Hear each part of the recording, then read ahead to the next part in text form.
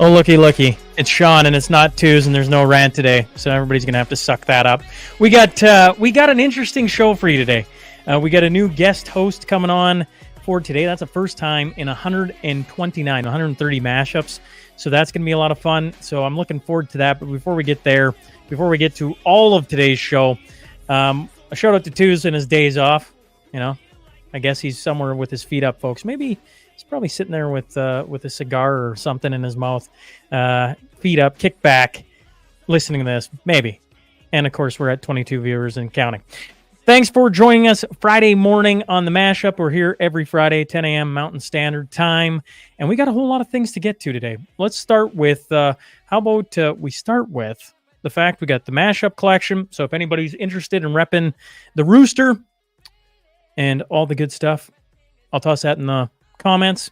We got Happy Airborne Friday to Jamie Sinclair and all the military boys out there. Thanks for tuning in. A weekly reminder that it's 6.5 years for the Coots 2, Christopher Carbert, Anthony Olenek. As we always do, we bring that up here. And October, well, actually, before I get to Saskatchewan election live coverage, we did BC election coverage there. And it was a hit. It was a lot of fun. A shout out to all the people who came on and joined us. We had anywhere between 7,800 people at one time watching, and in total 34,000 of you fine people tune into that. So that was super cool to do. I'm not going to lie. And coming up this October 28th, we have Sask election live coverage coming, brought to you by our friends over at AMC Electrical. That's Drew McKay. He's been a part of the podcast before. And it's going to be streamed at 6 p.m. Mountain Standard Time on Rumble, YouTube, X, Facebook. And the lineup, folks, is going to be interesting. We got Jerry Ritz, John Gormley, Lise Merle, Nadine Ness, Quick Dick McDick, Brad Wall, Ken Rutherford, Angela Schmidt, Lee Harding, Gage Hobrich from the Canadian Taxpayers Federation, Wayne Peters, Jamie Sinclair. So that night is going to be something to pay attention to, I think. That's Monday night of Sask live election coverage. A couple other things to keep in mind. November 1st and 2nd, we're going to be at the UCP AGM. That, once again, is brought to you by AMC Electrical and Bottom Hand Ranch Services. We're going to be hospitality room on November 1st. So cash bar, bring your dollars and cents. Come have a conversation with me and Twos as we're live there. And then November 5th, we're gonna have a little bit of fun with the U.S. election. And, we'll keep you up to date on everything there and try and have a little bit of fun. Okay, that all being said, today we got no Twos, which means I'm going to bring in our guest host today, a new guest host. This should be fun. Canadian content creator Greg Wycliffe of SaveFreeSpeech.ca. Greg, thanks for strapping it on this morning and taking the place of Sir Twos.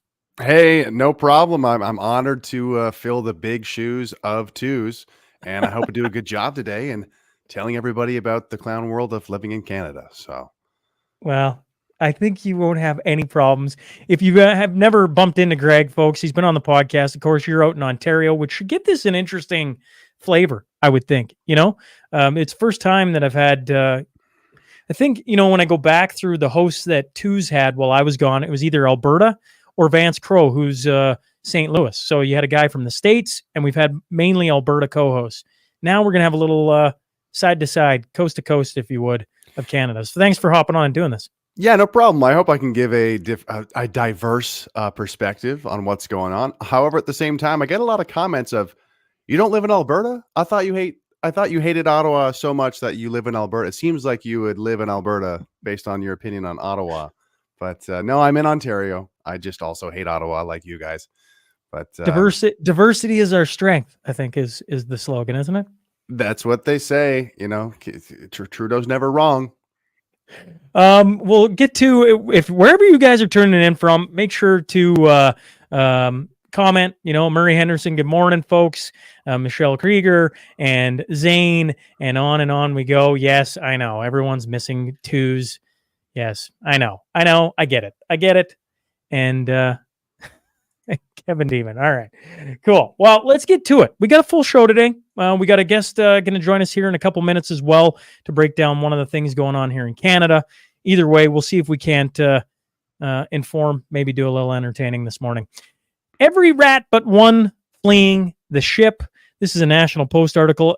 Prime Minister Justin Trudeau confirmed he plans to stay put as the Liberal leader past the deadline, that is, of next Monday, given to him around by 24 of his caucus members, triggering disappointment among some dissidents, yourself included. Trudeau was provided that date and a letter read aloud to him during Wednesday's closed-door caucus meeting, which sources described as an airing of long simmering grievances about the party's troubles, leading to upwards of around 30, which I'm pretty sure was 24 now, Liberal members of Parliament calling on Trudeau to step down.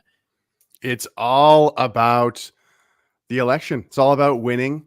And Trudeau's just got that name recognition. So he's like, hey, I'm going to stay on the ballot. I'm going to be the guy, although people hate me.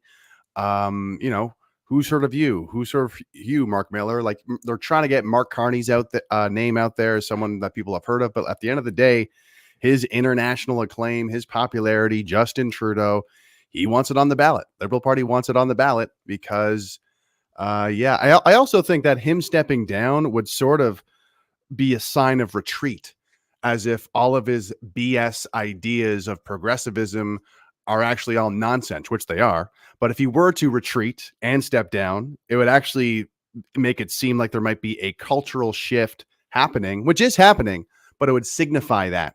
And it would actually give a lot of the opponents and enemies of Trudeau a lot of oxygen. So I think that's kind of why he didn't step down, for those reasons. The name recognition on the ballot, and also I think it would show retreat, which would kind of question all of these progressive ideals that we've heard from Trudeau over the years.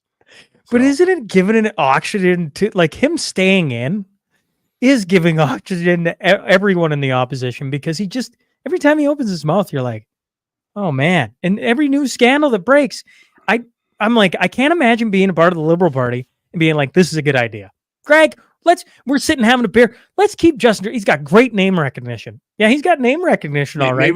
Maybe they're sitting in there. Maybe they're sitting in there like, somebody's got to snap. One of these right wingers has got to snap at some point. We got to keep him in. Soon someone will snap, and then we'll have an excuse to push more nonsense. I don't know. The COVID hysteria is back? Probably not. Alberta Federation of Labor President Gil McGowan says COVID-19 continues to be a threat to people and the healthcare system. McGowan said COVID-19 is exacerbating dire shortages of frontline healthcare workers. Quoted, "It's long past time for us to stop listening to the deniers running the UCP," that is the United Conservative Party here in Alberta, "and start getting serious about slowing infections," McGowan said Wednesday. It reminds me of the friend, the friend from high school who's messaging you all of a sudden. You haven't talked to them in years, and they're messaging you, and you're like, why is this person from high school messaging me? And they're like, I'm part of this multi-level marketing scheme. You really got to check it out. You got to buy in. That's what I feel in this situation when people are trying to revitalize the COVID hysteria. It's like, guys, it's over. I'm not buying into your COVID thing. I'm not buying your product. Your cult is very weird. I'm just not into it. I said no. I'm saying no again. I know you're trying to make money or whatever, but quite frankly, it's very off-putting that you keep bringing up this crazy multi-level marketing scheme. I've seen the people behind this scheme. It doesn't look good. Okay. Quite frankly, I think some of them might be international criminals, responsible for fill in the blank. Nothing good. So what was the last marketing scheme you got a call for? And they're like, they're still doing that? They're still selling those health products that supposed to make you, healthy in 2 days? What was the last one, Greg, that you recall? I'm not going to name drop them, but one of them had to do with like cleaning products that are like supernatural. Another one was organic. The other one was like an energy drink. And they wanted you to buy just 30 energy drinks a month, and you just subscribe to energy drinks for the rest of your life. This one is you subscribe to booster shots for the rest of your life. And apparently it makes you healthier. Each new one makes you healthier because the virus is still evolving, you see, right? That's the whole pitch. That's the whole sort of angle It's still evolving years and years later. And yeah, it's I can't believe there's what they have all this product. Maybe we should give them some sympathy. They're sitting on all this products. Guys, we made all these vaccine vials. We need to sell them. We need to get rid of them. We need to get them off the shelf. They're only viable for so long. So we got to try to, get this back in the heads of our consumers. Get it back on the news. Are you with me? It's like trying to get Trudeau elected, It's like I mean it's hide and seek. Two men have pleaded guilty to the contract killing of Sikh man who was acquitted in the 1985 bombing of an Air India flight from Montreal to Mumbai. According to an agreed statement of facts released by a British Columbia court on Monday, Tanner Fox and Joe Lopez confessed to the shooting of Singh Malik in 2022, but they remained silent over who hired and paid them for the murder. Malik was a prime suspect in the attack on Air India Flight 182, which exploded off the coast of Ireland, killing 329 people. But he and another man, Singh Bagri, were acquitted after a judge determined that two key prosecution witnesses were unreliable. He was shot dead in 2022 outside his clothing import business he owned in Surrey, British Columbia. Yeah, but have you heard of the far right? The far right are the real terrorists in this country. You got to look out for these right wingers. All this stuff about Sikh extremism. Sure, maybe they were responsible for the deadliest terror attack in Canadian history, but they still have not been listed as a terrorist organization. And all this talk of foreign interference, of course, and it's very interesting. The third largest major political party is led by Jagmeet Singh, and if I'm not mistaken, he's not even allowed to go to India. He cannot even step foot in the country of India, and they call Maxime Bernier a terrorist. It's like, well, no, this guy who leads the Orange Party, if you want to call anyone a terrorist in the House of Commons, or at least a terrorist sympathizer, or at least has had dinner and broken bread with terrorist sympathizers or friends of literal terrorists, it'd be Jagmeet Singh. He would be the guy where it wouldn't even be an exaggeration to draw those connections. And but I'm really glad that at least all this foreign interference conversation is coming up. But you know what I say to that? It's nothing new, guys. It's nothing new. It's been a thing for a little while. And there are scary people out there. But unfortunately, sometimes CSIS and the RCMP, when it's a slow day for them, they're like, all these right wing, we have to look out for ideological motivated violent extremism.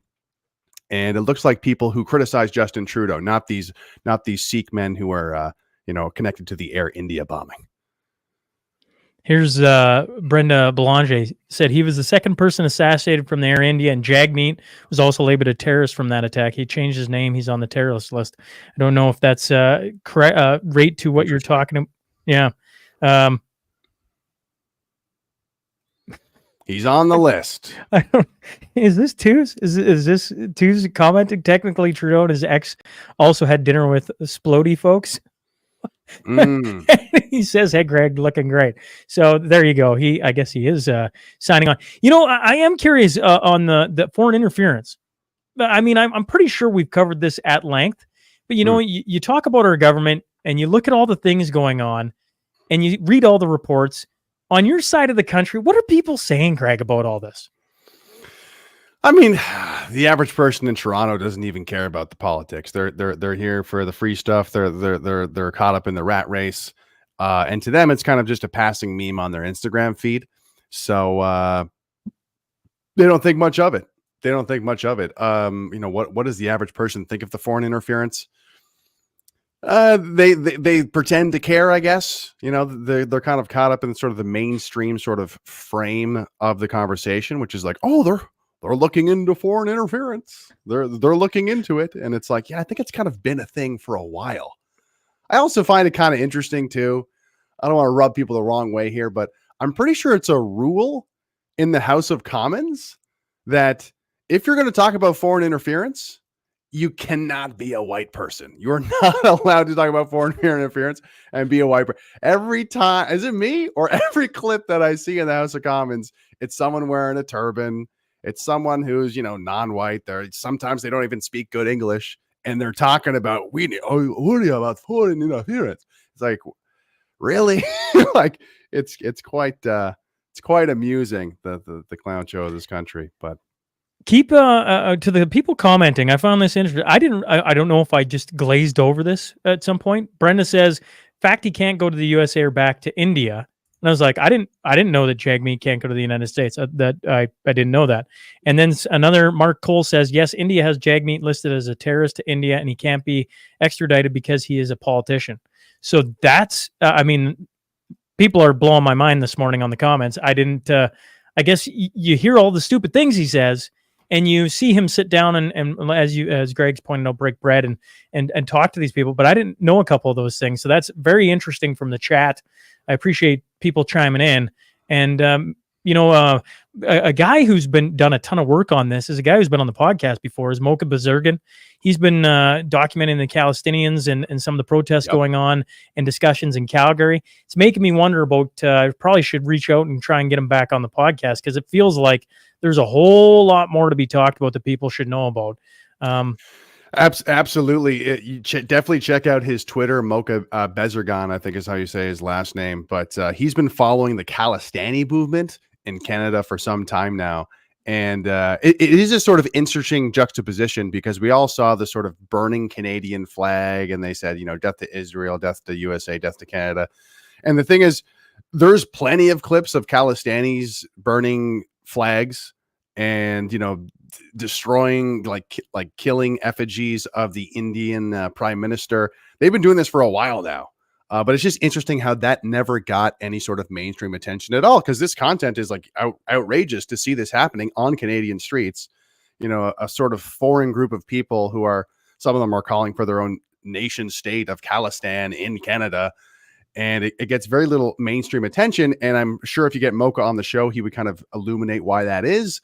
The sort of teaser would be, there's a lot of connections between the World Sikh organization, the Khalistani movement, and people actually sitting in parliament and sitting in other legislatures across the country. I think provincial ones.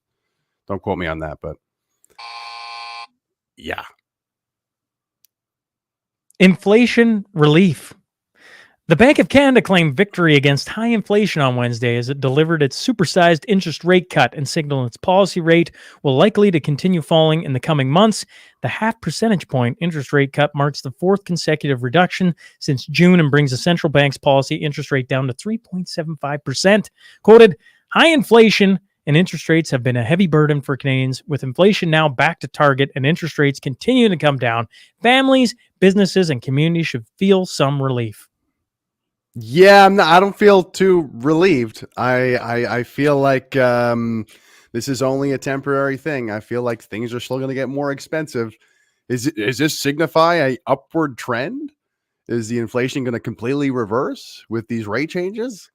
I'm not feeling too optimistic. This feels like a little bit of a breadcrumb, a little bit of a, hey, yeah, this is a sort of almost like a pressure release valve to let us feel like things aren't going to totally clearly in the downward trajectory. I don't know. That's kind of my perspective on it. But I mean, I read that article.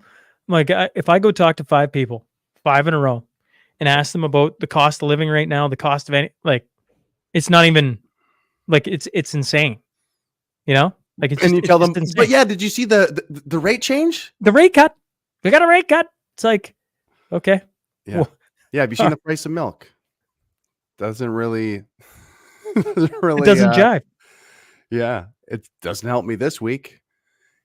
And it's funny when people kind of take these little statistics and say, see, things are turning around. And it's like, who are you kidding? And it really reflects the disconnect between, like you said, talking to actual people on the ground in real life in Canada versus sort of the Ottawa bubble people. I like to call it the Ottawa bubble, where everyone in the Ottawa bubble is rubbing shoulders with each other. The pundits are friends with the bureaucrats, and they kind of form all of these opinions, and they say, yeah, there's a rate change and it's a good thing. And there's nothing else to worry about because I live in the Ottawa bubble and everything is fine and taken care of for me because of my pension. And the rest of the country is like, yeah, really feel like I'm not being represented here. Really feels like we're just getting the cold shoulder, being left out in the cold. And I'm sure, are you guys not used to that by now? The people out in Alberta, like generally it's like, yeah, oh, Ottawa treating us like crap again. Just another Friday. Just an just another Friday. Yes. You know what's funny? I didn't know what to do with this headline. Part of me is like, you go from the Bank Canada, oh, interest rate cuts, we're all doing great, and then you got Trump in a barber shop. I'll get to it. Politicians will say anything for your vote. During a Fox News segment on Monday, Mr. Trump, former President Trump, took questions at a barbershop in the Bronx. When asked if the United States could potentially end all federal taxation, he said the country could return to the economic policies of the late 19th century when there was no federal income tax. Dare to dream, baby. Dare to dream. Why not? You know, I'm kind of like radical minded when it comes to the world of politics. And I say, because people are like, oh, you got to be realistic in politics, but you also got to be unrealistic, and you got to like say crazy stuff like, we're going to build a wall. Like that was pretty outrageous when Trump first came out and said that. And sure enough, he kept pushing and saying that over and over again. So maybe, you know, no taxes for anybody, you know, like nobody's paying taxes. And I would even compare it to what we hear from these like crazy people from, you know, the UN and World Economic Forum of, you will own nothing and you'll be happy. That's crazy, but that's still sort of like an unrealistic ideal that they keep repeating and saying over and over again. So I say we got to do the same thing, which is no federal income tax. Let's go back to the good old days, you know, before what was it? World War I when they introduced the income tax, or World War II? I'm not quite sure. World War I, was it not? Yeah, I think so. So, you know, we're not at war. Maybe we're actually in a couple of wars, but but yeah, no, I like the energy of kind of radical statements like that, especially if they're kind of pointed in the direction that I would like to go. It was great because it was in a barber shop, right? Surrounded by guys. Can we go back? It's like, what's Trump's gonna, you know, like, I mean, can you imagine a world where we didn't pay taxes? It was all tariffs, right? That's basically what they were alluding to. It's like, is it possible? Yeah. Is it possible? It's like, well, sure, but like, is that actually going to happen? No, right. Like it's the idea of being surrounded by a bunch of like voters, and the politicians like, yeah, and like, sure. It's like he turns into Oprah all of a sudden, and I'll buy you a car. And you'll pay no taxes. Oh, this guy's great. We love him. Yeah. And walk out, never see him again. Let's okay, let's see what 1913 is when Zane says income tax came in. And then a whole bunch of other things. Well, I say that, and then I'm reading these, but I'm not pulling them up. There you go. Brenda Belanger says, actually, people are selling and becoming nomads because of pressure of cost of living. That's going back to the inflation, and 4.45 interest rate only applies to first-time buyers, and on and on and on it goes. Okay, here's the next headline, folks. Politicians do the flip-flop game. Justin Trudeau, we're going to significantly reduce the number of immigrants coming to Canada for the next 2 years. This is temporary to pause our population growth and let our economy catch up. We have to get the system working right for all Canadians. The far right is vindicated. All of the racists, whites, all the people, all the right-wing evil people who opposed mass immigration have been totally vindicated. And I kind of take the perspective of, did Justin Trudeau beat Pierre Poilievre to the punch in terms of opposing mass immigration, or at the very least kind of saying we should reduce the numbers and saying these should be the numbers? You know, of course, I don't like Trudeau. Of course, he's flip-flopping, saying all these weird things that are counter to what his politics are to try and stay relevant or kind of release the pressure valve of how much people detest him. But I want to see more from Pierre Poilievre here. I feel like this is the perfect opportunity for him to push hard against mass immigration now that Trudeau has kind of receded some ground. And I'm not really seeing that yet. I'm seeing a lot of Poilievre, you know, pander to different minority groups in Canada. I want him to, champion Canadian culture and call out the radical demographic change that's happening in this country, because there's no other way to describe it. I think if you even look at the stats of the sort of demographic change we're experiencing in this country, that's something that you should want to conserve as a conservative.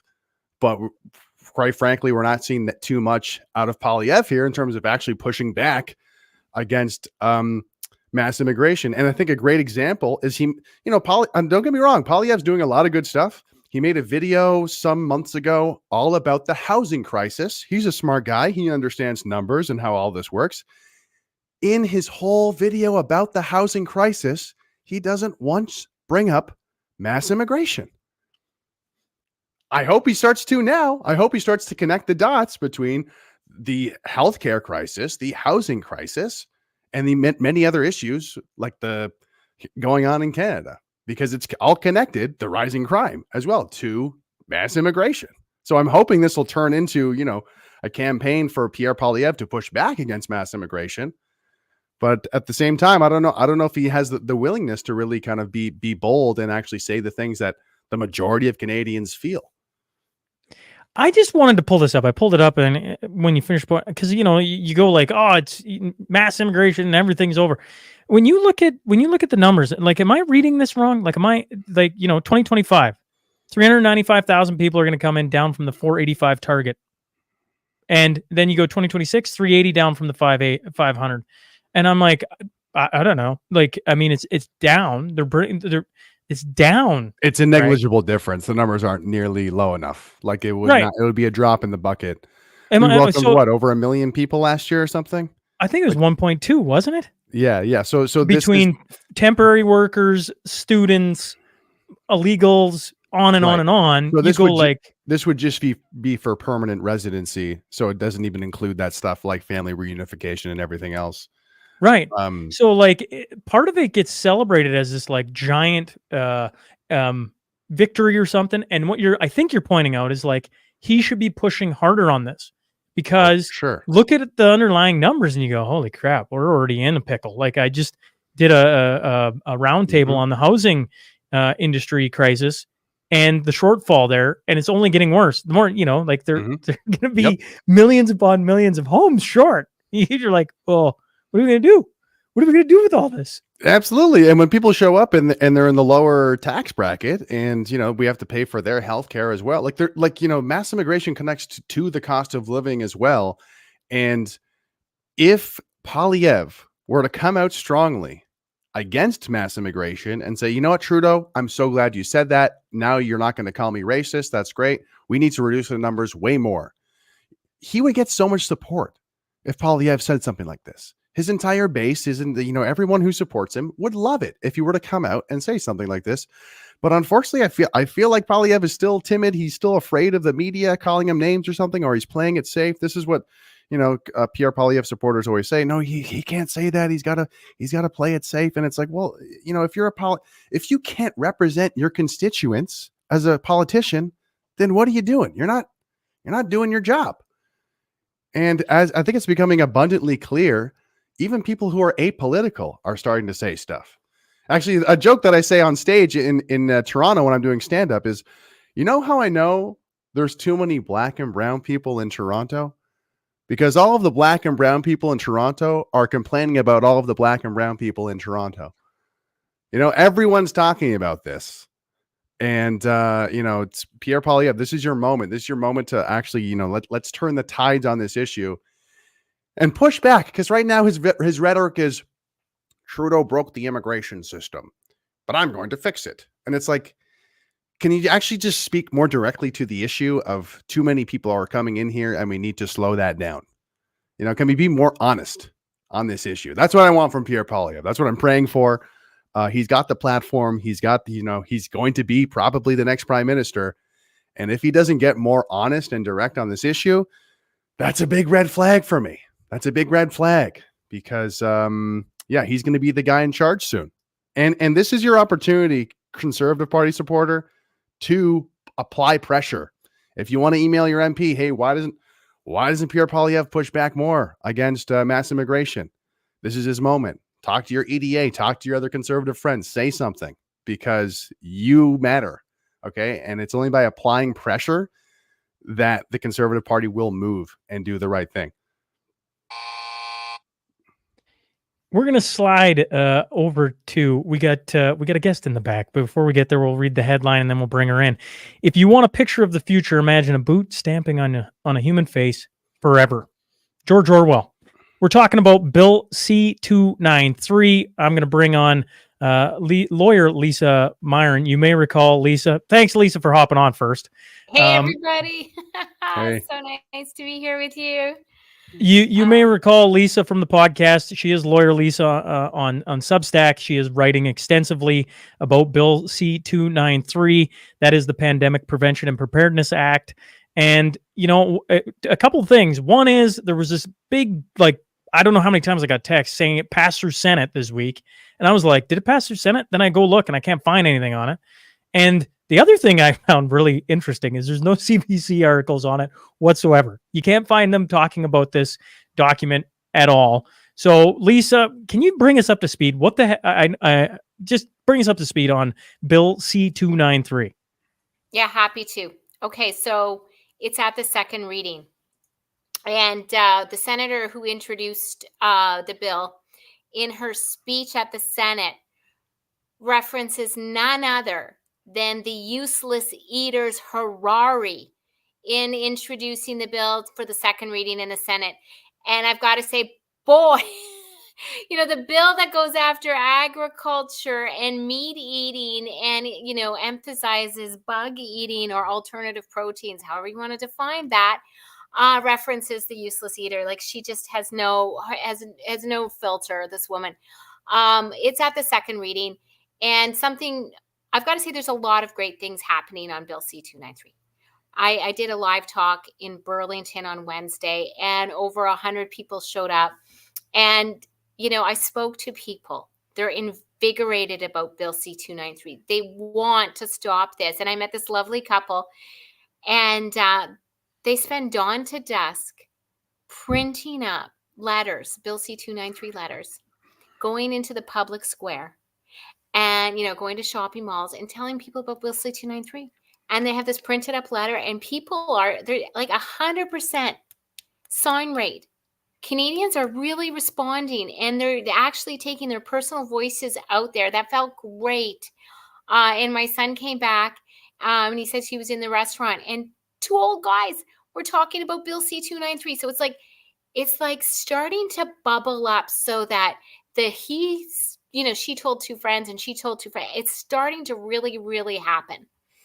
And this 17 hours ago, Alberta came out against Bill C-293 officially. Now, just on one little narrow part of it, which is the agricultural thing. But now we've got, a province in the game. We have to now explain the bigger aspect of Bill C-293, which is it's a perpetual emergency act with such a low threshold to get in. There's no definition section in this whole thing. And so to get into this perpetual governance on emergency act, all you need is that it's something that could prevent the future risk of something that could cause a pandemic, none of which is defined. Like, how big of a risk, right? This isn't like we're going in and it's bird flu and there's people. No. Like, and it's all about climate in this bill. So, you know, CO2 in the future could, and temperatures could, and there could be, this bill has to be taken out the back and shot. And I want Canadians to understand everywhere that Canadians everywhere are starting to work. So we're working together, as a country, when would Alberta ever think that Ontarians are out there also getting down and pushing against the beast, right? The man. And so we're doing it. I love it. But we have to explain now the NFP, which is the National Focal Points of the WHO, which were set up in 2005. And they kind of hit that through the pandemic. The National Focal Points for Canada are run out of Washington, D.C. at an organization called PAHO, the Pan American Health Organization /WHO. And they list Health Canada, Public Health Agency of Canada, among others, the Canadian Food Inspection Agency, as satellite offices of the WHO. That's my terminology to explain it to you, but they're called NFPs. So what that means, when Bill C-293, this Perpetual Emergency Act, right, with any kind of threshold that has expropriation, owning communications, like it's just awful, it hands it over to a satellite office of the WHO. So it is a coup. It's not just going after our agriculture. So we got the agriculture, where they're talking about that now, but we have to expand that discussion, and we have to realize that they only got in because apparently on the news, the agitation of Canadians, and thank you, Alberta, because you guys have been really delivering, because they said Albertans have been really agitated. Well, get agitated. That's my update. I got a question. Yes. Lisa, why do you think that more politicians from the Conservative Party, Liberal Party, like I haven't really seen any mainstream politicians talk about this, or any mainstream media outlets talk about this? Why do you think that is? Well, one, do they know how to read a bill? Like, I don't know, right? Do they know how to read a bill? Do they know how to read? Right? Like, the Conservatives voted against this bill, but they didn't agitate to their people. Mind you, I mean, we're facing a massive, and I'm going to say it, I'm going to use my French, we're facing a shit show all the time, right?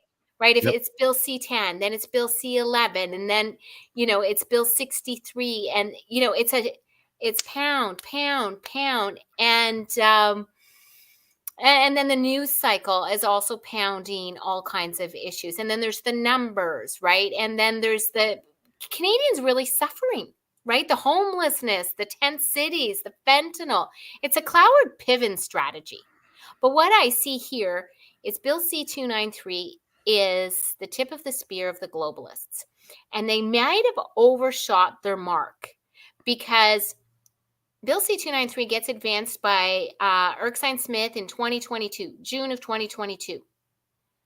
June of 2024, the international health regulations for the WHO pass. 4.1 of it basically necessitates Bill C-293, right? And the pandemic treaty, the provisions of the pandemic treaty hasn't passed, has the same kind of content as Bill C-293. So Bill C-293, in their perfect world, answers a call from international regulations that hasn't happened. So it's like what it plainly looks like to me, when you put that together, is that it's a conspiracy.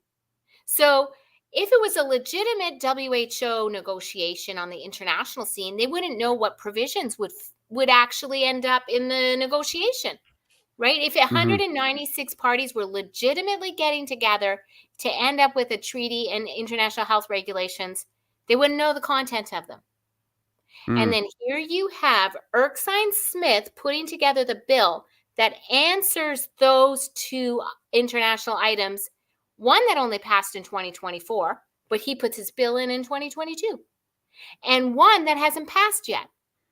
So it both calls into, and for me as a lawyer, when I think about this, it calls in to really believe that this could be a conspiracy, both, and enough evidence that both the negotiation of the WHO pandemic treaty needed to meet this 293, and 293 was supposed to land in perfect harmony in October of 2024. Right. So it's I think when you put we don't believe in conspiracies on this side, Lisa. Not at all. No conspiracy theories allowed here. We're not allowed to theory. I'm teasing. I'm being a little facetious. Could you give us an idea of where if this was a hockey game, and this is the Bill C-293 being passed, like, is it period 3? Is it's in the second reading in the Senate? Is that right? And what does it look like? Are there senators pushing back against it? It's in the final stretch. And you know what? There's all kinds of Canadians getting on the ice and getting, in front of the goalie, right? Yeah. Are there senators in like the Senate pushing back against it? We haven't seen the arguments of the speeches that will push back. I can tell you that a one-click letter, just that one-click letter, has had to date 237,000 emails from Canadians, and those aren't all independent advocates. Those are the totality of emails that are going to senators, MPs, MPPs, Governor General. The day that we got our high, we had 35,000 in one day, 42,000 the next day, and the day after that, Trudeau's aides quit. And that's all a coincidence. I am sure. But something's going on now that we have actually a provincial government stepping up into the plate. And so now so someone's there. Now we've got to expand that. We want Ontario. We want Doug Ford. We want Scott Moe. We want all of Canadians to keep agitating. Because what's happening is our voices are working, and we're actually rekindling those conversations in our communities. How can people, if they're sitting here listening, what's the easiest way for them to agitate their senator, their elected representatives? Okay. How about we drop my one-click link in the chat, after this, and you can have it appended. They Sure. should be writing their Senate, and that's all online. Note a Bill C-293 and explain the NFP. Maybe that's what we got to get to the next stage.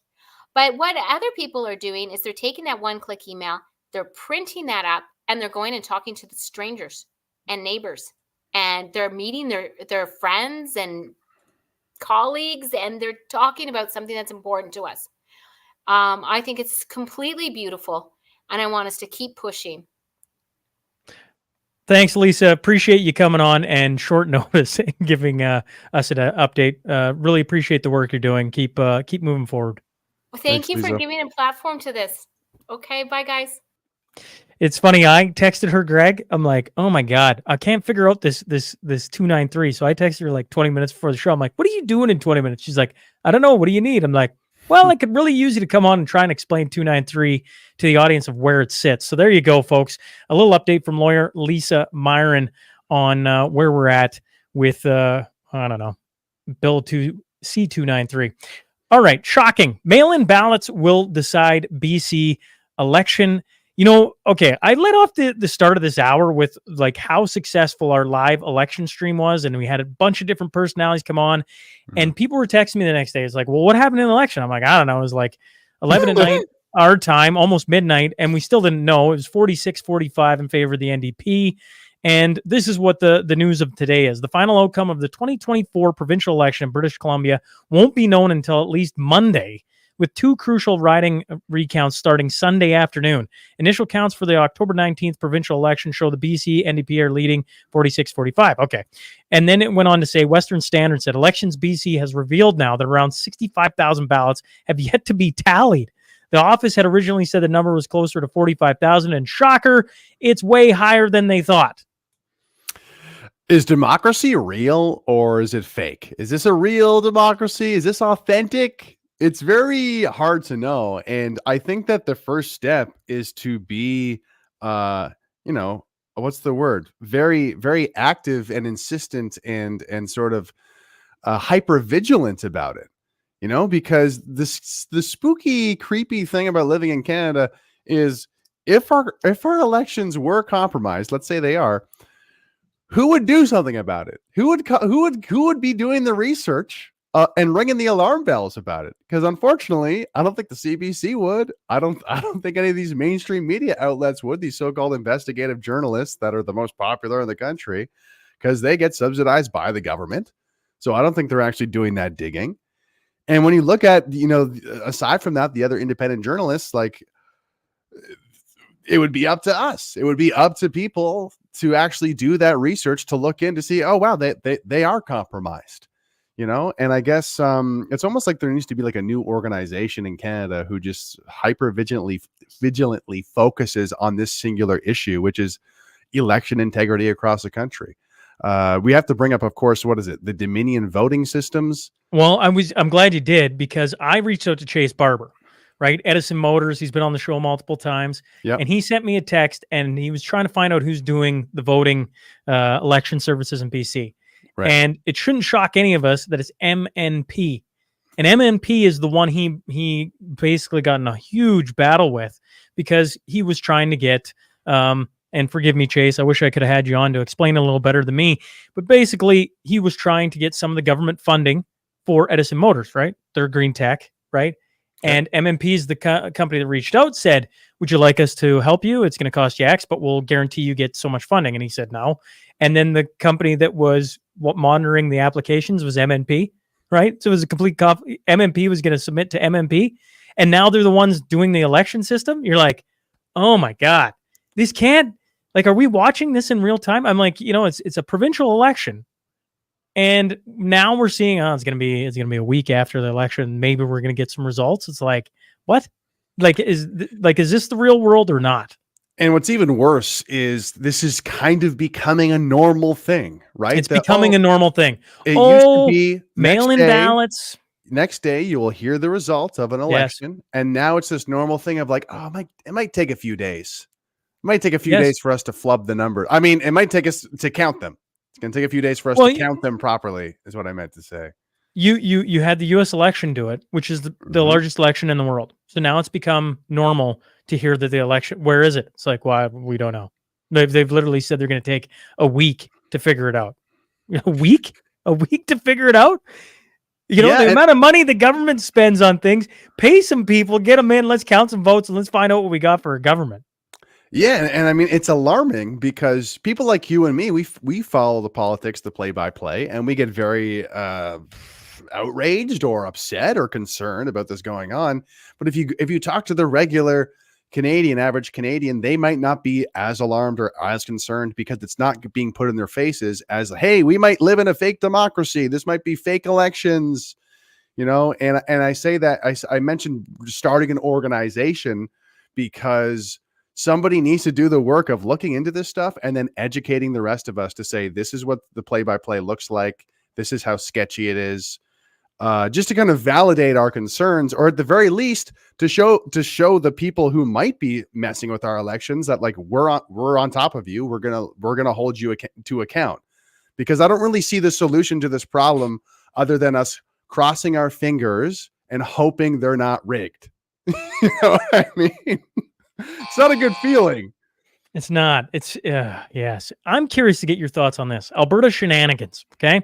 Me and Tooz talked about this last week, and the news keeps breaking on it. So Alberta Premier Daniel Smith's United Conservative Party leadership campaign manager, Matthew Altime, has been caught saying he had busloads of Muslims coming to its annual general meeting. Former Alberta Deputy Premier Thomas Lukaszczyk accused Altime of trading Muslims like a commodity. This is what Danielle Smith is all about, he tweeted on Sunday. So this is them, this recording comes out, and he's bringing in tons of a certain block of voters to the UCP AGM, right? Because the smoke has been starting to form around this leadership review. Whether or not, people think she's going to get voted out? I don't know. I guess I'll let people comment. But there's been enough commentary around, is Danielle Smith the right person to lead? And then this leaks that, they're going to busload in people. And I've heard from different people in the political sphere that this is just another lever they pull on getting the right people there to have the right message. But I don't know, Greg, what do you think hearing this story? I think it's similar to the last story, which is, how manipulated are the politics in this country? And that's at every level. It's at the municipal level, provincial level, and also the federal level. What sort of games are being played to influence the outcome of various different elections? That's not just elections of the province or the city. It's also elections of the actual parties. And here's the thing. There is an incentive to manipulate the outcome of these elections. What's the incentive? It's power and influence. It's the right to pull the levers of power in this country. Because of that, there's definitely an incentive to manipulate the outcome using any tactic you might be able to use. So in this case, are you suggesting that this guy is busing a bunch of Muslims to the AGM? Is that like the United Conservative Party's like meetup? Big thing. Yes, it's the annual general meeting for the UCP party. And this year, out of the 4 years that Danielle Smith's elected, this is the 1 year where there's a leadership review, meaning, if she gets less than 50%, in theory, not in theory, she gets less than 50%, boom, she's out as leader, and you have a leadership race, right? And I wouldn't have put that much thought into it, because a lot of the people I talk to are quite content with Danielle Smith. Now, there's a lot that aren't, but now you start to see this and you go, oh, this is really strange, Now you got close to 6,000 people showing up for this thing. Yeah. So when you talk to the average Canadian, they are not super political. You know what I mean? Like the average Canadian, they might not be super politically engaged. And I think it's just kind of part of our nation's character at the moment. I think that's going to change as we face sort of more issues and problems. But so they're kind of naive. And I think for the people in politics, though, you need to stop being naive, because the people who I think might be manipulating our politics at higher levels or effectively, they are, super cynical. They take advantage of our naivete. And I think that, like, as I said, there's an incentive to secure power, right? So that incentive is going to attract sociopaths, manipulative people who want power, people maybe with malicious intentions. So when you're actually, if you're like us, if you're more in the world of politics, if you're part of one of these political parties, especially, you need to be very cynical. You need to be very cynical in terms of who you're talking with, what their true incentives are. And, just watch your back and be aware that there might be some funny business going on, because, as I said, there's an incentive to, No filter. I enjoyed this. Mel Gibson confirms he's not voting, or he's voting for Donald Trump. Well, I'll let him say it.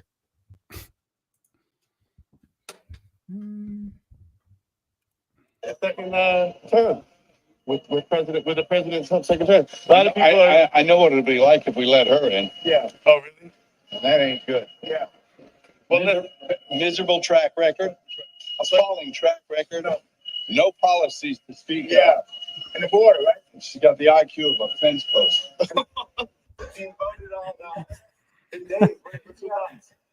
Oh man, and the IQ of a fence post. Give the win to Mel Gibson. You love it. You love to see it. I was on a podcast last night talking about the supremacy of political correctness. And it's like we're all sort of under the supremacy of the political correctness. We can't say the wrong thing. And I always love when anybody sort of opposes this supremacy, opposes it, and says something, oh, that's mean. You can't say that. Oh, she's a woman. That's mean. And at the same time, these are the same people, the same Democrats who are like, oh, I wish they wouldn't have missed. Like, actually wishing death upon their political opponents and then shaming somebody else for, calling somebody stupid. It's like these people have no ground to stand on when it comes to like condemning Mel Gibson for being mean or whatever. It's a blood sport. Politics is a blood sport. It gets ugly. And I think in general, this sort of hypersensitivity to people saying something mean is part of the problem. It's connected to cancel culture and all that nonsense. So diversity is our strength.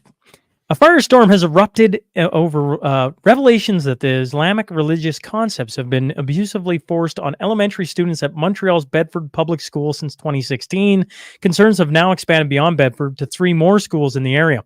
11 Bedford Muslim teachers, predominantly members of the North African Marabi clan, I hope I'm saying that right, were suspended along with their licenses. A committee determined the students' were physical, psychological, and emotional well-being was being jeopardized.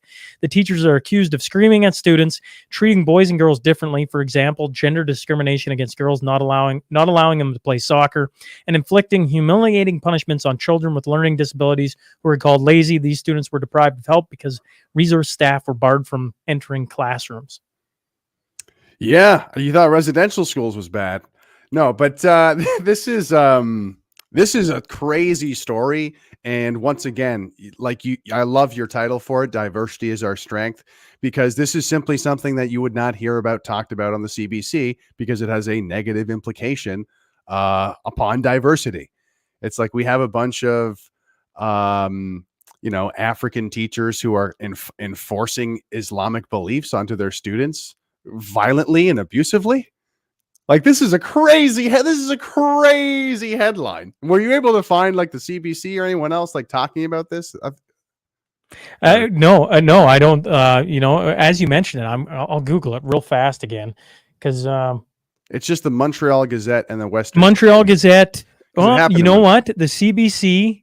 Here's the CBC. A Montreal elementary school. This is their headline. A Montreal elementary school is at the center of a secular. Man, I can't even say it. Secularism debate. Here's how we got there. That's their headline. There you go. There's the CBC talking about it. Can you control F What- African and see if it comes up? Get to the point. Control F. Yeah, Is that for what you like said? finding a word on the page. Oh goodness. No. Why would I Sorry, be you don't able have to do do that now? I'll do it on my own time. But it's very, I'm a kind of a media nerd. I like to like look at how the mainstream media does or does not cover things.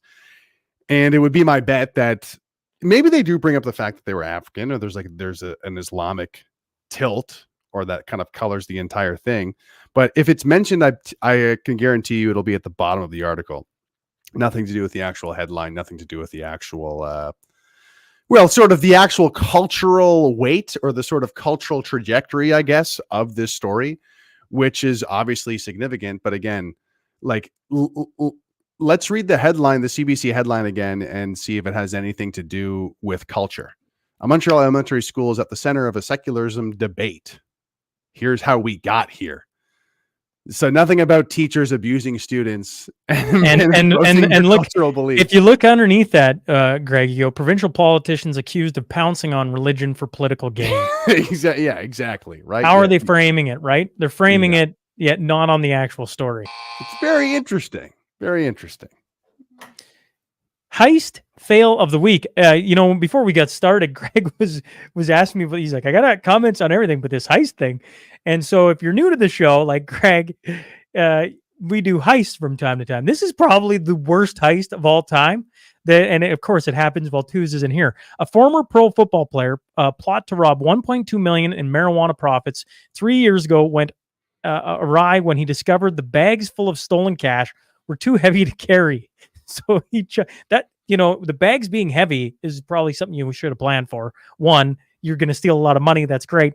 Anyways, so he chucked them in the Colorado woods and ran away. Okay, you think, okay, that's bad enough. Here's where it gets worse. This is Devin Aguilar, former college standout who briefly played for the Tennessee Titans.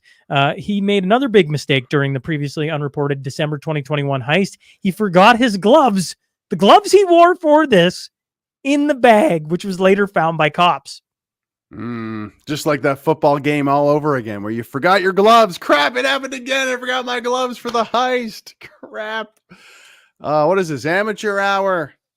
Man, that's embarrassing. Wouldn't you feel like such an ass to like steal this money and then throw it in the bushes?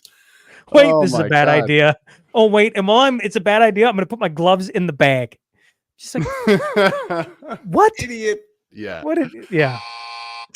He didn't go to practice. He did not go to practice for practice? We talking about practice? I don't know how much people are falling up with bricks, but obviously they had their big brick summit. Here's one of the pictures. The new currency supposedly unveiled. Here's a family photo. It's the BRICS family photo, I should say. You got a whole ton of countries all aligning on the other side. Very interesting story to follow. One of the things that I'd read was they got BRICS Bridge. It's a modern blockchain-based financial system to go against SWIFT. I don't know how much you're paying attention to this, Greg, but I thought it was newsworthy to bring up the fact that it was happening this week. If it's not Bitcoin, I don't even care. No, I'm not a huge finance guy, but this stuff is certainly interesting. And people who are smarter than me are saying that, America might be failing as the sort of like hegemonic power of the world. Like the US dollar might be replaced by this new currency. And unfortunately, I think the trend is, where are things manufactured? Like a lot of things used to be manufactured in the Western world, and now all the manufacturing, a lot of it anyway, is in China. And there might be long-term implications of that. And part of that might being a sort of sway of sort of financial power moving away from America and the Western world to BRICS. So I'm not a huge finance guy, as I said, but that's about all I can say on it, really. 50,000 smackers. Yeah, you heard that right. To find this guy, I'm gonna pull up his face here, so we got her handy if I can. There we go. Everybody's like, Sean, come on. Here you go. Manhunt to locate Regina homicide suspect Daniel Juma Dri Adam. I don't know. Expands across West. The BOLO program, a national nonprofit dedicated to highlighting wanted criminals, announced on Thursday it was expanding its campaign to locate this man.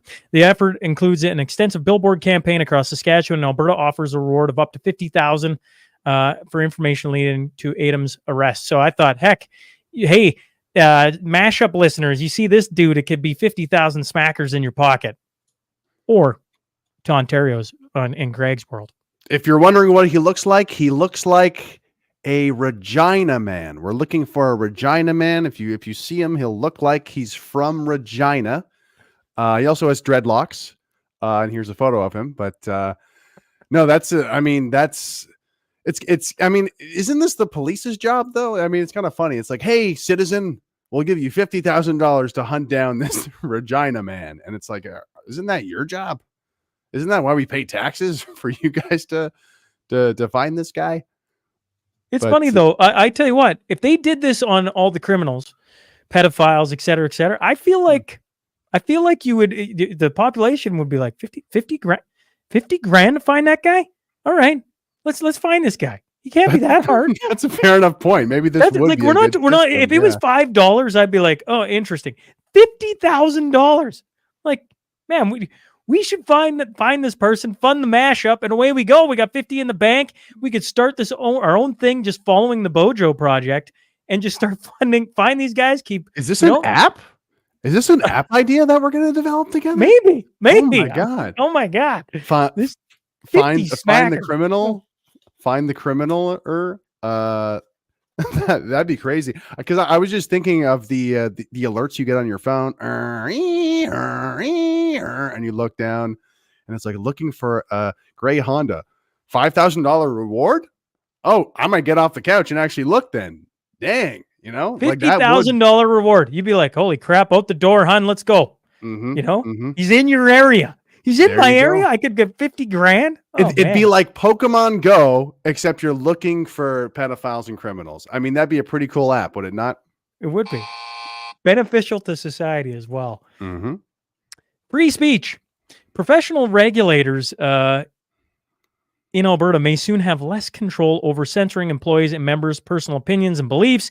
A joint announcement from Alberta Premier Daniel Smith and Justice Minister Mickey Amery has come in response to growing concerns that professional bodies have been overstepping their boundaries by restricting free speech and requiring compulsory training unrelated to professional duties. Quoted, a diversity of opinions and beliefs is one of the hallmarks of a free, healthy, and democratic society, Premier Smith said. Many of the greatest ideas and advancements in history started out as a non-conventional and controversial ideas that became popular in mainstream only after a few brave women and men were able to convince their fellow citizens of their value. And quoted again, what a doctor or lawyer believes or says about politics is not a reflection of their competency to practice medicine or law. I also wanted to point out in Alberta, it says is home of 189 regulated professions across 12 ministries. So that's, when you start to factor in how many people are being censored by their governing body, 189 different professions. And Marty up north, I pulled up his tweet because he put out a tweet as well. So shout out to Marty, who's been a guest host on here before, because he listed off a bunch, one of them being his background in engineering. So it's an interesting thing to follow. Yeah, no, at the very least, I love this as a conversation starter from Danielle Smith. You know, I know people have criticisms of Danielle Smith, but she, at the very least, has been good at giving a voice to, you know, unvaccinated Canadians and people who have been discriminated against. And at the very least, this is, you know, even if this doesn't lead to a necessarily policy change, it would be nice. At the very least, it's a good conversation starter because this is definitely a massive problem. Here in Ontario, I have a friend who is a doctor, and he has, you know, he's beholden to the Ontario Regulatory Board of Ontario physicians and doctors, or whatever it is. And he's shown me the magazine that he gets sometimes from them. And it is more progressive than the CBC sometimes. It is like, we need to talk about racism in medicine. We need to talk about indigenization and Islamophobia in medicine. It's like, what does this have to do with me having a cold or breaking my leg? Is a broken leg of a Muslim guy different than my broken leg? It makes no sense. And it's not a subtle thing in some cases. Each regulatory board, I'm sure, is different. But I'm sure you could talk to any number of people across the spectrum of different occupations, and they would say, no, it's heavy. Like they push this stuff heavy in terms of trying to have very specific politics. And of course, this reflects what we're seeing in education, and you see it trickle through the mainstream media in so many different ways. And Zane is commenting correct here from Alberta. Wait, didn't the UCP oppress one of theirs just recently? Jennifer Johnson. And that's what everybody who loves the announcement, right? Because we've all been talking about this for a long time. It's all like, yeah, 100% she's right. But the criticism is Jennifer Johnson, right? And we've talked about that story. And so you go, wait a second. Not the kettle calling the pot black. Like, I'm just, you know, and that's a very interesting point to point out, Zane. I'm just saying, we got a sharp audience here. You're not missing much, and you're not wrong. Zane's absolutely right. That was like a struggle session. That was a struggle session from a transgender person saying 2 + 2 = 5. Trans women are women. Say it. So absolutely, that is the pot calling the kettle black. She is back a part of the UCP, I would like to point out, but he's not wrong there. California is not a serious state. I don't know how much we want to spend on this, but here, okay, here's the latest, you know, like California at times, I'm like, resembles Canada so much. So I'm like, is this coming to Canada at some point? Family lawyers are raising the alarm in California about California's Proposition 3, which guarantees a right to marriage without defining what marriage is, opening the door to allowing new non-monogamous forms of marriage. So polygamous marriage has been illegal in the United States since 1882, but a new California proposition, which California will be voting on in this new election season, could change that. And California Proposition 3, titled The Right to Marry and Repeal Proposition 8 Amendment, is being marketed as a same-sex marriage law, despite same-sex marriage being legalized nationwide since 2015. So look out, folks. You could have a person married to 18 people. Well, I'm happy about this because now I can move to California and finally marry my dog. This is something I've always wanted to do. I've wanted to get married to my pet. You know, there is no definition of marriage. So that's what I'm going to do now, Sean. I'm going to go marry my dog. But you know, jokes aside, isn't it unbelievable how correct the Bible thumpers from the 90s were? Because to give you guys an idea, the Bible thumpers from the 90s said, we can't have gay marriage. There's going to be people marrying pets eventually. And it's like, this technically opens that up to the possibility with this new legislation of just making the definition of marriage so broad.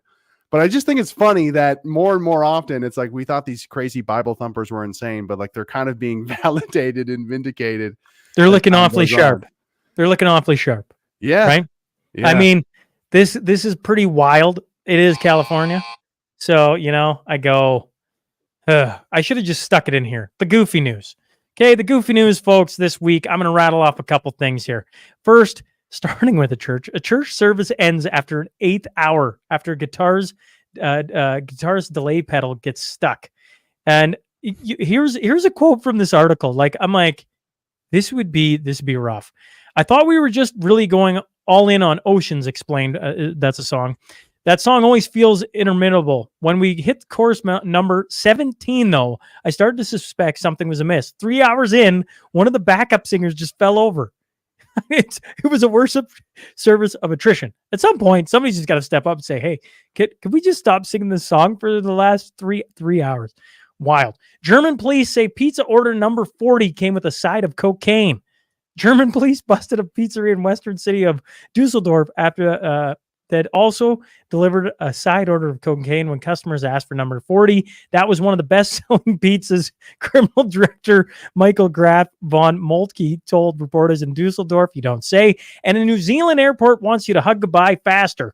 Travelers leaving New Zealand city of Dunedin will have to keep their emotional farewells brief, and a new 3-minute time limit was imposed on goodbye hugs. Wow.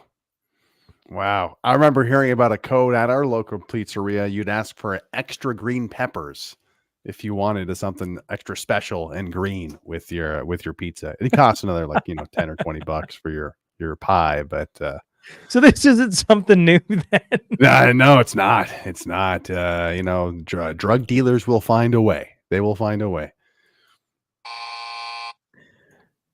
I think this is just newsworthy today. Here, I'll pull it up on screen. I think this is, whether you've been paying attention. I've been wondering when Joe Rogan's going to have Donald Trump on for a very long time. Actually, if he'd have Kamala Harris on, I think I'd listen to that too. And yet neither one of them is doing it. Today, Joe Rogan, Donald Trump sitting down. I think that should be an interesting conversation. Am I wrong on that, Craig? I feel like maybe it should be. Absolutely. I mean, Joe Rogan is kind of like the platform, like the most popular platform you can be on right now. And so it's kind of like the equivalent of a presidential nominee being on not Carlin. What was the popular talk show host way back in the day? The Tonight Show with Jay Leno? Yeah, but I was thinking of the guy before that. But it's that culturally significant. Like Joe Rogan today is the cultural significance of a talk show, a late night talk show back in the day, in terms of the whole nation is going to be watching. And what's cool about Joe Rogan is that it's it's a 3-hour conversation, so they'll probably get into a lot of interesting stuff. I'm sure whether or not you see it live, I'm sure clips will be filling up the news feed for weeks to come. And it's going to be great content, great fodder to see what Joe can bring out of President Trump. Johnny Carson, thank you. Yes, the listeners are sharp. Us young and dumb whippersnappers not even knowing. The listeners are smart. The listeners are smart. Yes, it should be interesting. Finally, folks, on today's Mashup 130, we got some happy news. I think this was pretty happy. BART workers fired due to COVID vaccine mandate to get over $1 million each. Federal jury decides. That's down in San Francisco. A federal jury has sided with fired BART, that's Bay Area Rapid Transit workers, who sued the agency claiming they lost their jobs over COVID vaccine mandates. There are 6 of them in total, and the lawsuit, they will each receive more than $1 million apiece. So that's huge. That's huge. That's justice. That feels good. I feel good. I've forgotten about everything else we just talked about, and I'm feeling happy now.